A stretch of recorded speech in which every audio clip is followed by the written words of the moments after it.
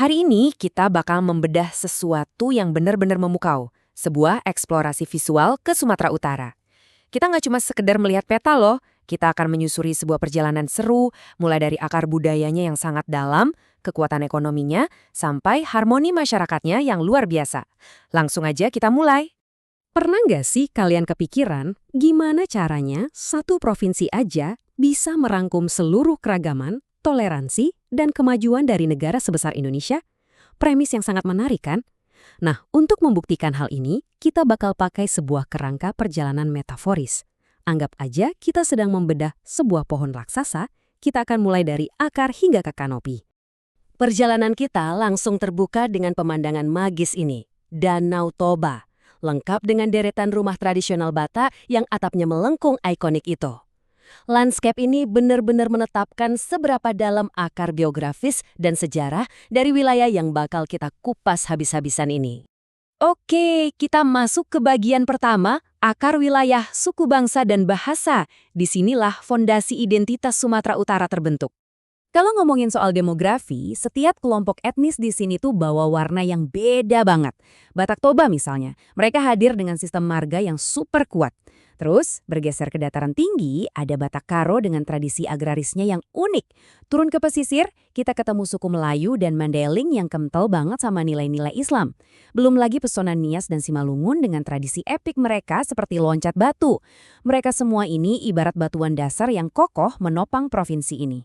Dan keragaman itu meluas ke ranah bahasa. Yang bikin takjub adalah bahasa-bahasa ini nggak cuma melebur jadi satu, tapi masing-masing tetap mempertahankan suara aslinya. Bayangin aja, aksara kuno Batak Toba masih terus dilestarikan sampai sekarang. Ditambah lagi dialek unik Karo dan Simalungun, sampai pesona bahasa pesisir dari Melayu dan Nias.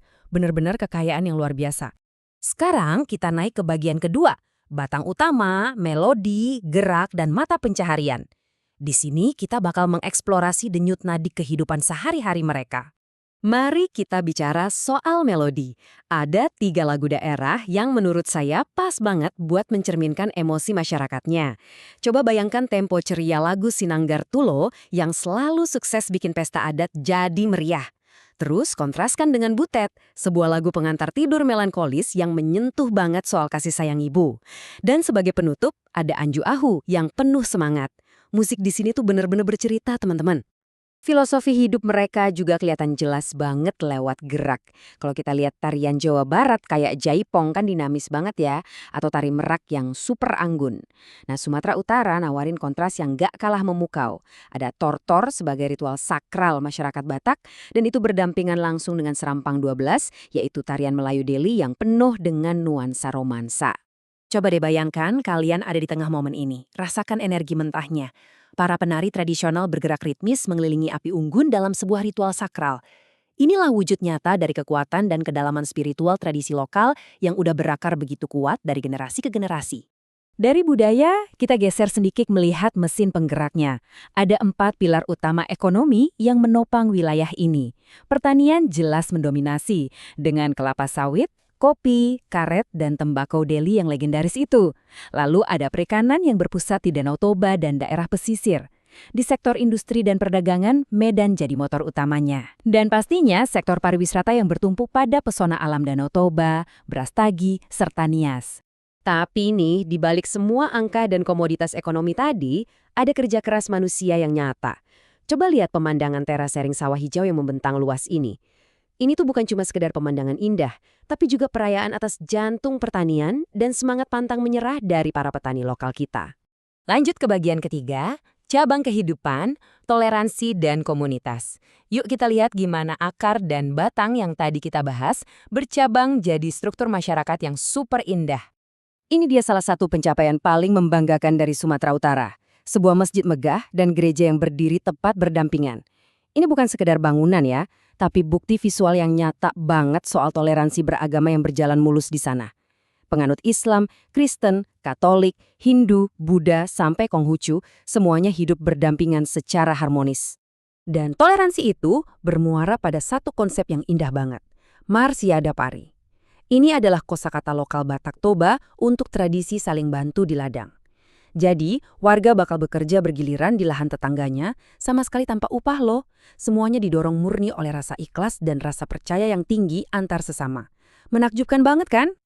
Nggak berhenti di situ. Konsep gotong royong ini menyebar di seluruh cabang etnis. Etnis yang bertetangga punya istilah unik mereka sendiri untuk semangat kooperasi yang persis sama. Suku Karo nyebutnya raron, yaitu kerja bareng untuk bertani atau bangun rumah. Kalau suku Simalungun nyebutnya marsirimpa, bentuk solidaritas komunitas tanpa batas. Beda nama, tapi intinya cuma satu, kebersamaan yang tulus. Akhirnya, kita sampai di puncak pohon kita. Bagian keempat, kanopi, inovasi, dan masa depan. Disinilah tradisi kuno mulai bersentuhan sama inovasi digital modern.